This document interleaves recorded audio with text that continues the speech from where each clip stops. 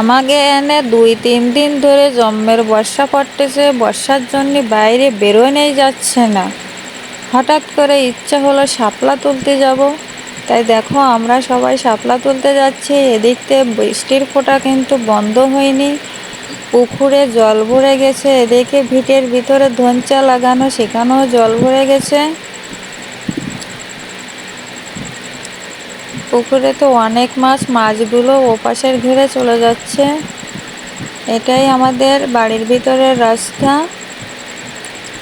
ওই বিলির ভিতরে যাব, ওখানে অনেক তরমুজ লাগাইছে। এই পথেই যেতে হবে। দেখো ভিটায় কত জল।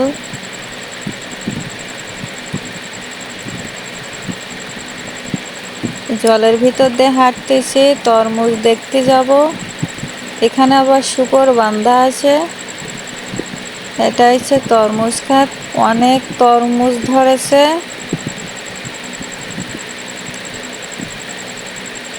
কতগুলো তরমুজ এখানে। ভিটায় আবার ধান রোয়া হয়েছে, ধনচা রোয়া হয়েছে। এই পথে যাব শাপলা তুলতে।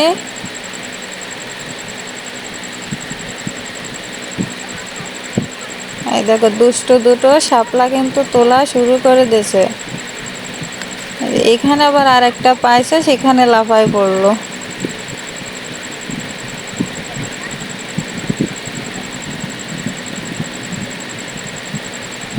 তাড়াতাড়ি না উঠলে আবার জোকও লাগতে পারে, বর্ষার সময় তো।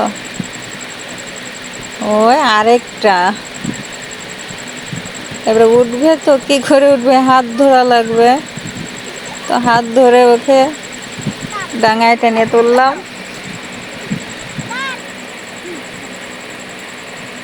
শাপলা তোলা শেষ, এবার বাড়ি যাই। ভিডিওটা কেমন লাগলো অবশ্যই জানাবে, আর চ্যানেলটাকে সাবস্ক্রাইব করে